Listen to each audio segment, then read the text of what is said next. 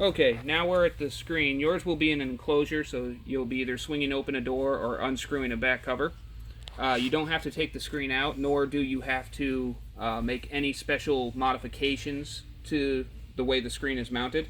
As you can see, these are the access points, and we do have the screen currently in a portrait position. The green connection you see with the green connector is the IR extender that we do send out for these. Just simply connect the IR extender. Next to that, you have these RS-232 ports. You want the one furthest away from the IR extender or closest to the network jack, whichever which way to remember that for you is best. And that's just simply connecting the null modem cable. And then here is our USB that we made, and the USB is located right under the network jack. We have a power cord, and the master toggle switch is underneath the power cord, which you will be using for the second portion of the firmware update. Once you have all that plugged in, we're going to move around to the front of the screen and start the actual process of making changes and doing the update. Yeah. Okay, now your screen will most likely be playing content when you arrive. Our screen, I've put on the Magic Info Cube. The first thing the statement of work will tell you to do is to check to see if the memory's already been expanded.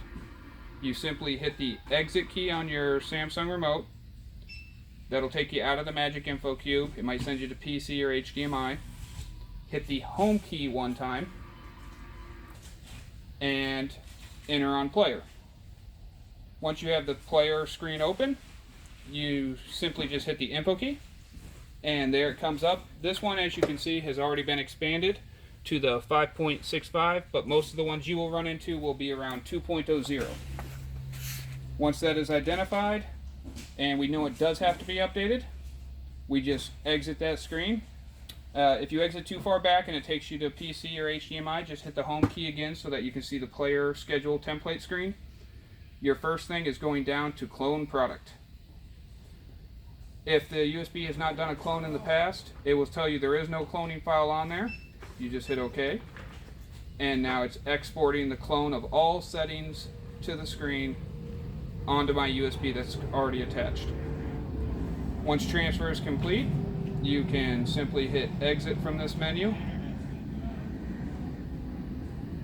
and now you're going to be back to either a PC or an HDMI screen. The next steps are all in order in the statement of work, are going through menu settings. We do not have a network cable attached to this one. Yours will have one. So the first thing you are going to is network status, and it'll give you the MAC address, IP. You're going to want to go ahead and take a picture of this. There are no changes to be made here, just a picture. Hit return to go back. You can drop right down to network settings second. On this one right here, mine's looking to try and log in. Unfortunately, I won't be able to show you the other half of this, but you'll go to network server settings, and you'll take another picture just showing the server information. The statement of work will guide you through that screen. Again, no changes are being made there. Those are just photos to document existing settings. After that, we're right back to the normal menu. Here's where we're going to be making our changes. Our changes are all going to be in order. In the statement of work, we'll do them in the same order. We're going to do the auto source switching first, power control second, eco solutions third. Alright, under auto source switching, we need to make sure auto source switching is indeed off. Basically, everything is going to be off as we change these. If I back up, I can go straight down to power control next. I need to have auto power set to off, and max power saving changed to off as well. Now the clone we made will have saved the settings that we had originally had them at, so you don't have to take pictures to keep these down, as we already have them.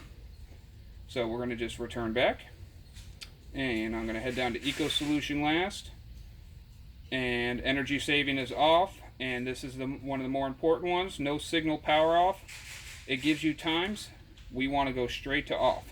So now my entire menu is reflecting off.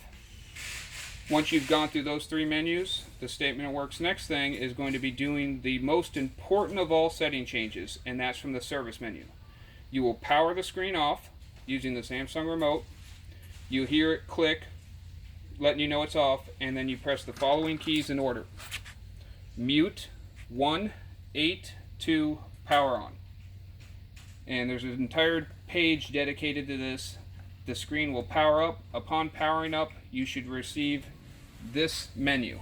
If the menu does not appear, power the screen back off and re-enter the mute 182 power on. We're going to go down to control. From control, we're going to sub option. Our 3 settings we're changing happen to be the first 3 in a row on here. The RS-232 jack needs to be changed to debug.